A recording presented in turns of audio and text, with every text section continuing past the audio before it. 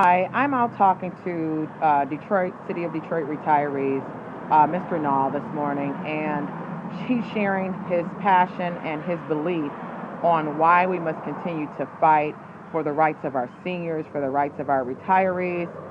You are a retiree, Mr. Nall, from where? From the health department for the city of Detroit. I worked there for over 31 and a half years, and I feel like I've been a dedicated worker, and I feel like Snyder and Orr are taking my rights and all Detroiters' rights away by what they are doing. So we need to fight. All of us need to fight together. Get in the streets, let the world know that we must fight, because this is not only a Detroit problem, it's a world problem, because what happens in Detroit is going to happen all across the country, and it's already started in California and Chicago. So we must fight, because whatever happens in Detroit eventually goes across the country. I see you have on your shirt that says, hands off my pensions, make the banks pay. Good morning. Hi, how are you? What does that mean, make the banks pay? Make the banks pay because they have given Detroit swap loans, which were illegal loans. The federal government has already fined Bank of America and the UBS Bank for their unlawful actions, their fraudulent actions against homeowners, where over 100,000 homeowners have lost their homes, and the banks have recovered their costs from the federal government, and then the banks will not pay the city of Detroit property taxes for all these homes that they've taken away from Detroiters. So, I mean, I found that to be very interesting for you to say that the banks have recovered their dollars. I know they have that PMI insurance, so it was beneficial to most of them during the foreclosure crisis to let the house go into foreclosure anyway, because they were going to be paid off. But to now hear that they're not even paying the city of Detroit the taxes on these homes that they have taken back from residents, what is that all about, and how much money do you think we could regain if the city of Detroit aggressively goes after the banks for the property taxes?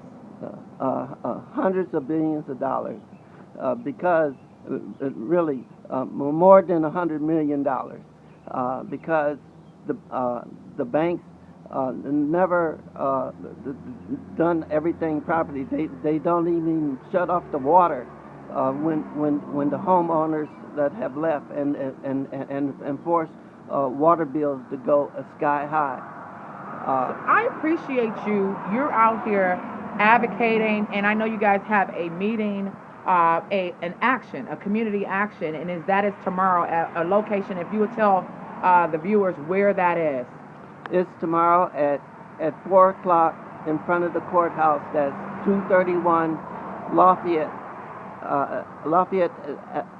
Avenue. So please come out. We need the support of the citizens of Detroit, because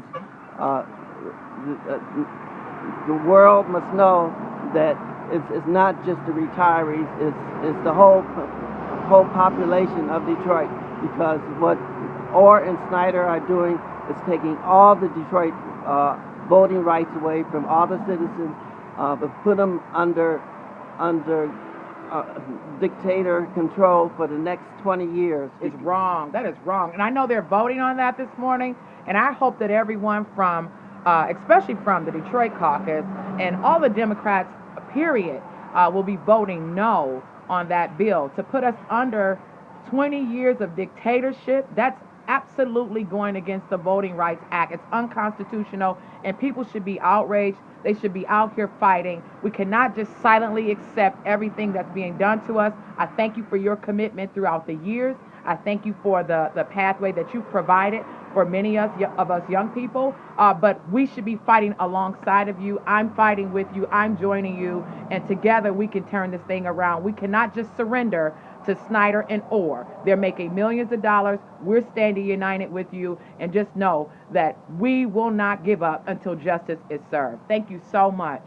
You're welcome. And what time is that meeting tomorrow? It's 4 o'clock tomorrow, and plus that, Snyder and Orr would rather that retirees do their work and just die off afterwards. That's the reason why they're taking most of the benefits of their health care away, because they estimated their health care to be $4.3 billion, but they're only offering the unions $4.5 million. That's 90% of the health care benefits being taken away.